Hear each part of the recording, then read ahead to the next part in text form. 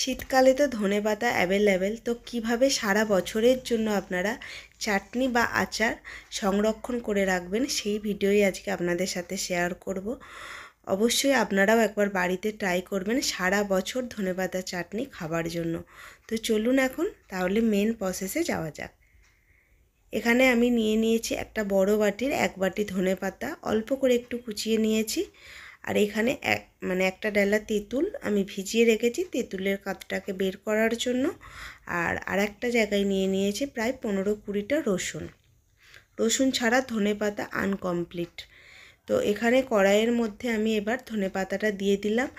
কিচ্ছু দেব না, নুন তেল কিচ্ছু না, জাস্ট একটু নেড়ে নেব। নেড়ে চেড়ে জাস্ট জলটা যখন বেরিয়ে আসবে তখন এটাকে আমি নাবিয়ে নেব। এরকম একটু নেড়ে চেড়ে কড়াইয়ের মধ্যে নিলে আচারটা অনেক দিন ভালো থাকে।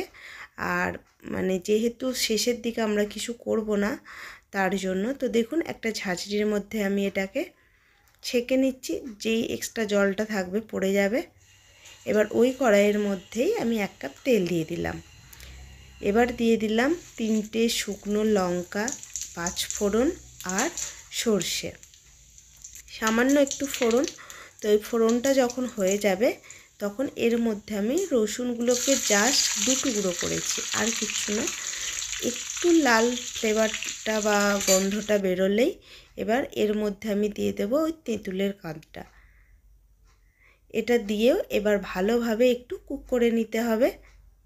এবার দিয়ে দিলাম সামান্য একটু হলুদ, একটু জিরে পাউডার, একটু ধনে পাউডার দিয়ে আরও ভালোভাবে কুক করে নিতে হবে।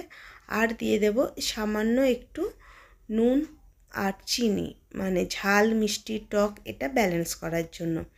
আর একটু দিয়ে দেব লঙ্কার গুঁড়ো, যে যেরকম পরিমাণ ঝাল খাবেন সেটা দিলেই হবে। তবে এগুলো ঝাল টক মিষ্টি হলে ভালো লাগে খেতে। তো এটা পেস্ট হয়ে গেছে, আমি পেস্ট করে আর এটা জাল দিচ্ছি না। ধনেপাতাটাকে জাস্ট শুধু তেলের মধ্যে দিয়ে উপর থেকে আরও একটু সরষের তেল দিয়ে দিলাম, দিয়ে এটাকে এবার একটু নেড়ে চেড়ে নামিয়ে নেব।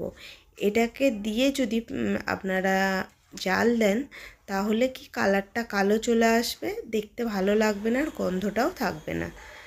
তো দেখুন আমি এবার একটা কাঁচের সুন্দর একটা প্লেটের মধ্যে আমি এটাকে সার্ভ করছি। কি সুন্দর লাগছে না দেখতে, দেখেই জিভে জল চলে আসছে। এবার আপনারা এটাকে একটা কাঁচের জারের মধ্যে 1 সপ্তাহ মতো রোদ্দুরে রেখে সারা বছর আপনারা এটা খেতে পারেন। খুব সহজেই বানিয়ে ফেলতে পারবেন, এটা কোনো ঝামেলা নেই। দেখুন সাইড থেকে তেলগুলো কেমন বেরিয়ে আসছে। তো আমি এরকম একটা কাঁচের না, এটা আমার একটা প্লাস্টিকের জারের মধ্যে রেখে দিয়েছি, আচারেরই জার। তো আপনারাও একবার বাড়িতে ট্রাই করবেন। আর ভিডিওটা যদি আপনাদের ভালো লেগে থাকে তাহলে অবশ্যই চ্যানেলটা সাবস্ক্রাইব করবেন, পাশে থাকবেন। সবাইকে টাটা। আর একবার বলবো অবশ্যই আপনারা একবার বাড়িতে ট্রাই করে দেখবেন, দারুণ খেতে লাগবে।